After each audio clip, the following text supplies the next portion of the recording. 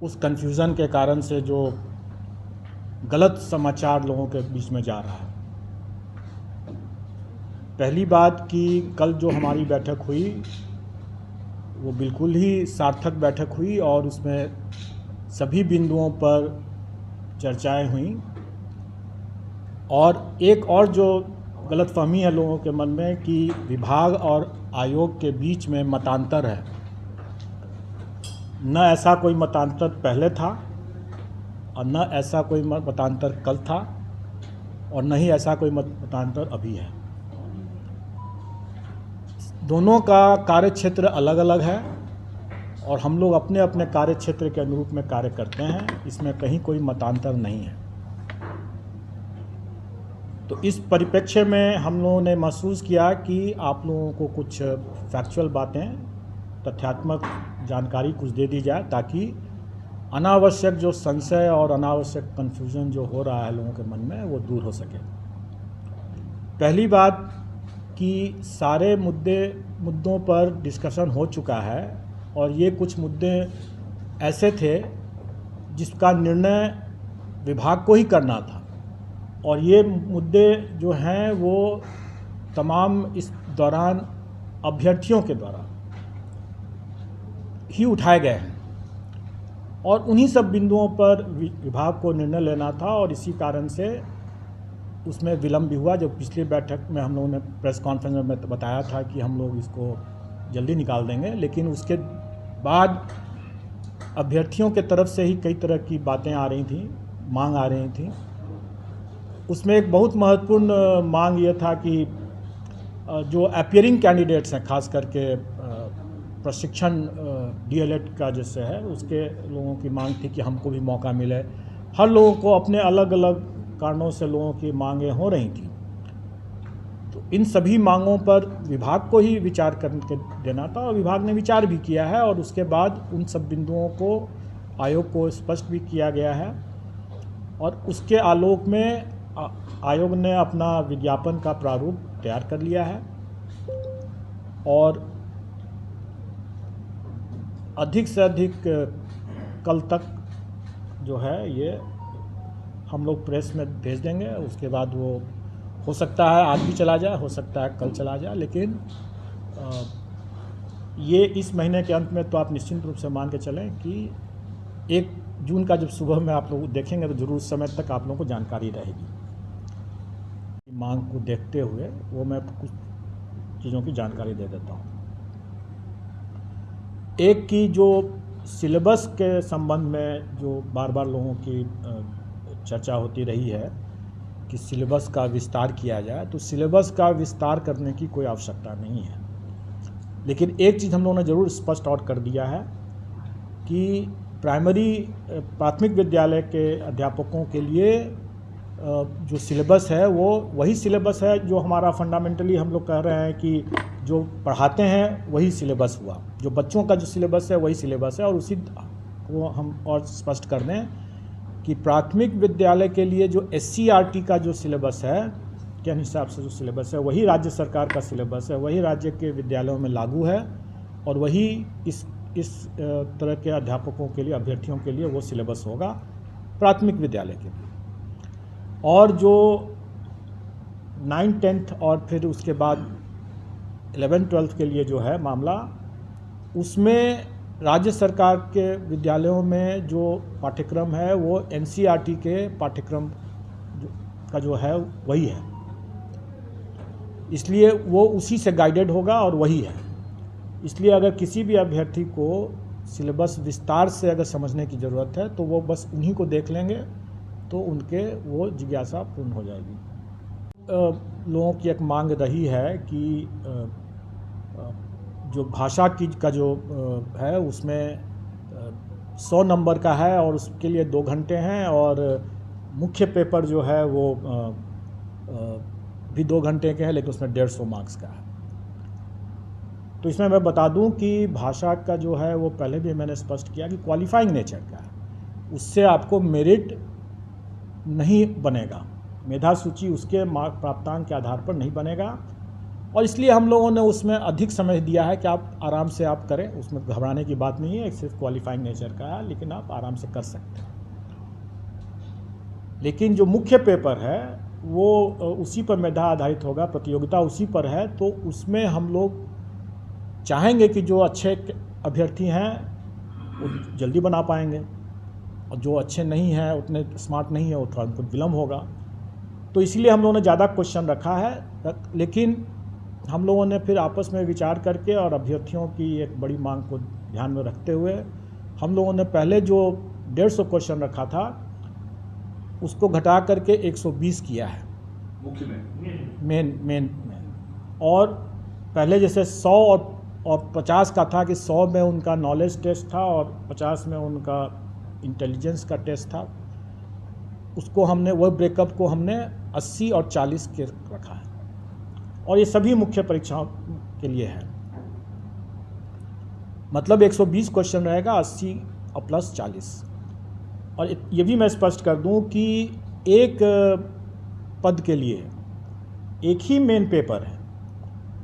कई बार लोग ये कहते हैं कि इतना व्यापक सिलेबस है, कैसे पढ़ेंगे, तो ऐसा नहीं है कि उनको सभी पढ़ना है, उनको तो सिर्फ एक ही पेपर की तैयारी करनी है। अगर एक पद के लिए तैयारी कर रहे हैं तो एक ही पेपर की तैयारी करनी है, मेन पेपर। भाषा तो सबके लिए लागू है, वो तो क्वालिफाइंग नेचर का। तो इसलिए अगर वो दो पद के लिए तैयारी कर रहे हैं तो उनको 2 पेपर पढ़ना पड़ेगा, 2 पेपर के हिसाब से पढ़ना होगा। और ये भी है कि उनको जो अपना विषय उनका है, मतलब जिसमें वो स्टेट की परीक्षा पास किए हैं, उसी विषय से उनको देना है। और इसमें सिर्फ पहले मैंने स्पष्ट किया है कि सिर्फ कॉमर्स का ही एक ऐसा विषय है जिसमें कि अगर वो स्टेट किए हुए हैं तो उसमें उनको विकल्प है विषय का, उसमें 3 विकल्प है, अकाउंटेंसी है और एक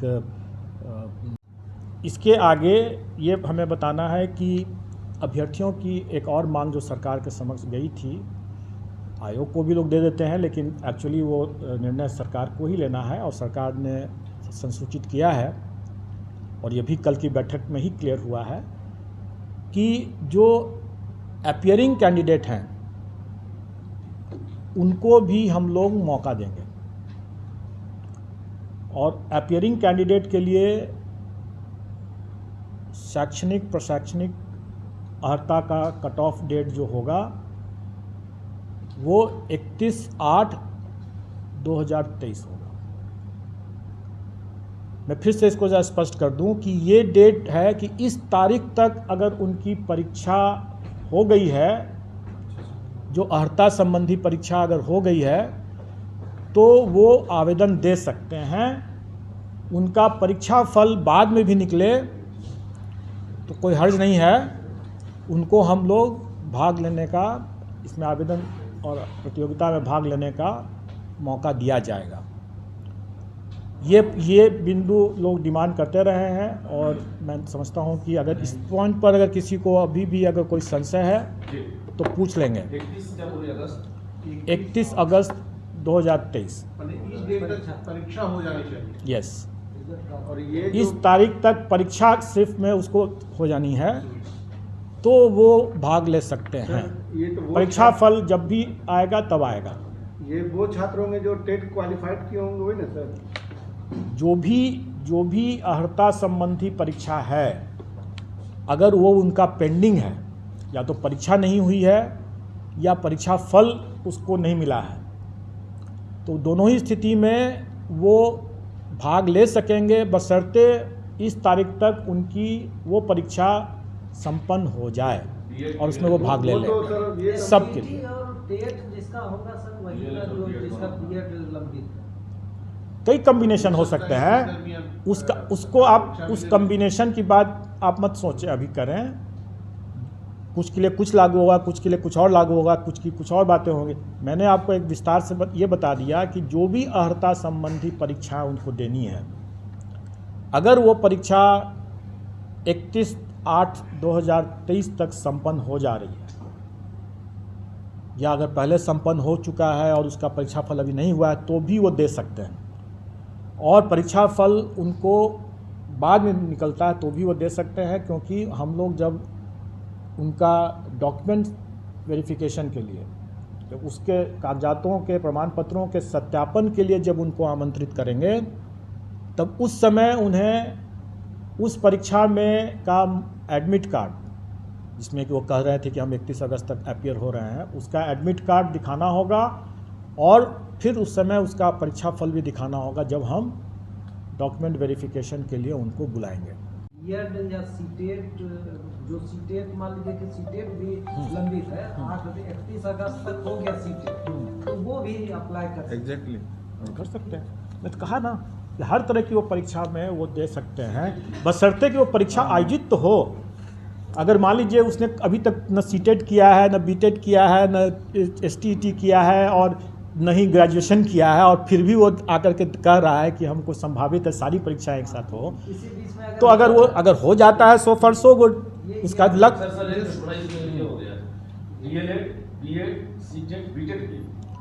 मैंने फिर से मैं बता रहा हूँ कि कोई भी परीक्षा अगर उसकी संभावित है तभी ना वो उसको उपयोग कर सकेगा, अगर संभावित ही नहीं है तो उसका उपयोग नहीं कर सकेगा। अगर वो संभावित ही नहीं है तो गलत बयानी कैसे कर सकता है वो? अब ये कहेंगे कि अगले साल वो परीक्षा होने वाली है तो उसका दावा आज ही कर लें, वो गलत बात हो जाएगी और वो दावा नहीं कर सकेंगे, और वैसा अगर गलत करते हैं तो फिर वो अपना चांस गंवाएंगे ही नहीं, बल्कि आगे के लिए डिबार भी हो जाएंगे। ये ऐसे कैंडिडेट जो कि वाकई में इसका लाभ लेने के लिए योग्य होंगे, मतलब कि उनकी परीक्षा, जैसे बहुत सी परीक्षा अभी जान रहा हूँ कि जैसे बीएड की परीक्षा है, अभी बीएड पटना यूनिवर्सिटी से भी कल हम लोगों ने चर्चा किया कि बीएड की परीक्षा अभी हो गई है शायद, और उसका परीक्षाफल अभी घोषित नहीं हुआ है। तो स्वाभाविक है कि ये परीक्षाफल बाद में घोषित अगर होता भी है, चाहे 15 दिन में हो, 1 महीना में, 2 महीना में, जब भी हो, हम उनको मौका देंगे, क्योंकि परीक्षा हो गई है संपन्न। तो परीक्षाफल निकलने में अगर विलम्ब भी अगर होता है तो उसके लिए हम उसको डिबार नहीं करेंगे, उसके लिए हम वंचित नहीं करेंगे, हम उनको मौका देंगे। तो ये कट ऑफ डेट की बात हो गई। मेरा एक लोगों से ये अनुरोध है कि बहुत बार लोग गलत अटकलबाजी के आधार पर लोग जो समाचार डाल देते हैं उससे थोड़ा परहेज करें। और एक बड़ा एक मामला एक आ रहा है जिसमें लोग ये प्रचारित कर रहे हैं कि जब आयोग आज तक मात्र साल में या इतने वर्षों में कुछ ही हजार नियुक्तियां जब कर पाई हैं, तो यह आयोग 1,70,000 नियुक्ति करने में 5 वर्ष से 10 वर्ष और कुछ कितने वर्ष लगाएंगे लोग। अब मैं ये कहूँ कि अगर हम कंबाइंड सिविल सर्विसेज में करीब 6 लाख अभ्यर्थी भाग लेते हैं और फाइनली सिलेक्शन जो होता है वो 800, 900, कभी 300 इस तरह से होता है, तो क्या बाकी अभ्यर्थियों का हम मेरिट लिस्ट नहीं बनाते हैं? उनके कॉपीज़ का या OMR शीट का हम इवैल्यूएशन नहीं करते हैं? हम तो करते ही हैं। हमको अगर 6 लाख लोगों का अगर परीक्षा देगा तो सभी 6 लाख लोगों का हमको OMR शीट का इवैल्यूएशन तो करना ही है। अब वैकेंसी जितना रहेगा हम उतना पास ऑन कर देंगे। हम तो सभी 6 लाख का करते ही हैं ना, उसके लिए हम 5 साल तो नहीं लेते हैं। तो इस तरह का जो गलत बयानी जो लोग कर रहे हैं, लोगों को गुमराह कर रहे हैं। और अगर उसमें अगर आप लोग भी अगर वैसा साथ देते हैं तो आप लोग भी उसके हाथ की कठपुतली बनते हैं। तो आप समझ लें कि हास्यास्पद स्थिति है कि नहीं है। क्या वह इससे तो यही पता चलता है कि ऐसे बोलने वाले लोग और ऐसे कुतर्क देने वाले लोग जो हैं